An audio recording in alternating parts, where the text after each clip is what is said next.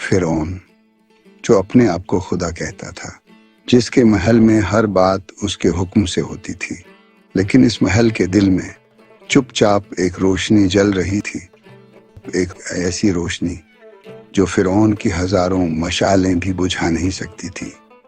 یہ روشنی مشاطہ کے دل میں تھی، وہ دل جس نے حضرت موسیٰ علیہ السلام کے پیغام پر یقین کر لیا تھا۔ مشاطہ عربی زبان کا لفظ ہے جس کے معنی دلہن سجانے والی یا کنگھی کرنے والی، بال سنوارنے والی عورت کے ہیں۔ اسلامی تاریخ میں مشاطہ کا ذکر سب سے زیادہ فرعون کے محل میں موجود ایک عظیم مومنہ عورت کے طور پر ملتا ہے۔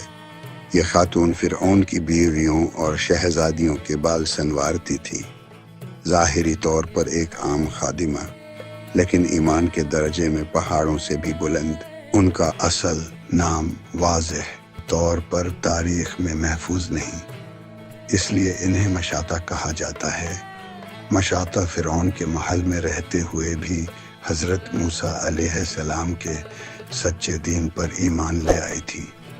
وہ جانتی تھی کہ فرعون اپنے آپ کو خدا کہتا ہے، لیکن حقیقت یہ ہے کہ سچا رب صرف اللہ ہے۔ ایک دن وہ فرعون کی بیٹی کے بال سنوار رہی تھی کہ کنگھی ہاتھ سے گر گئی۔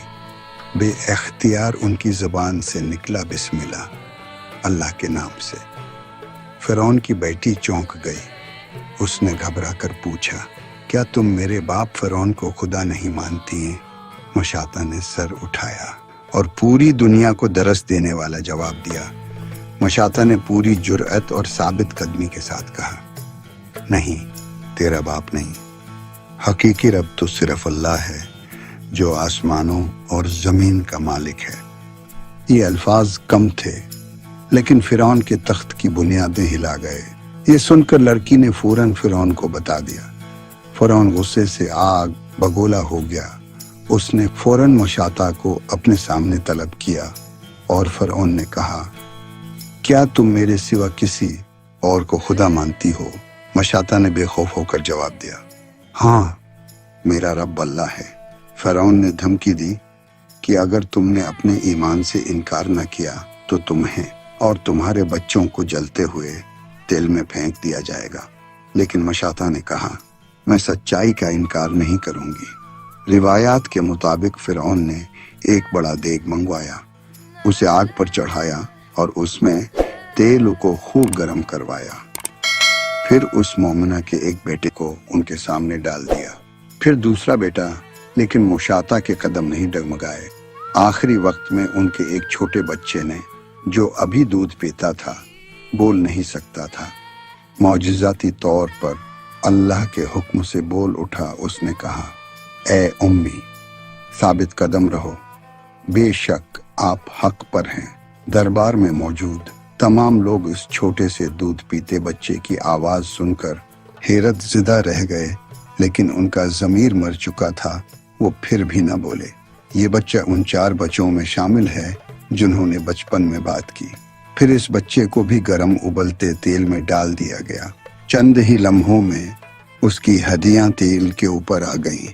تمام بچوں کو ظالم فرعون کے ظلم کا نشانہ بنتے دیکھ کر مشاطہ کا دل پھٹ گیا، مگر اس نے صبر کیا اور وہ جانتی تھی کہ اس کے رب کے پاس بہت بڑا اجر ہے۔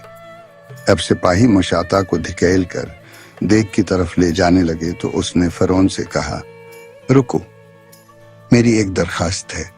فرعون کو کچھ امید پیدا ہو گئی۔ فرعون نے کہا، ہاں کہو، کیا درخواست ہے؟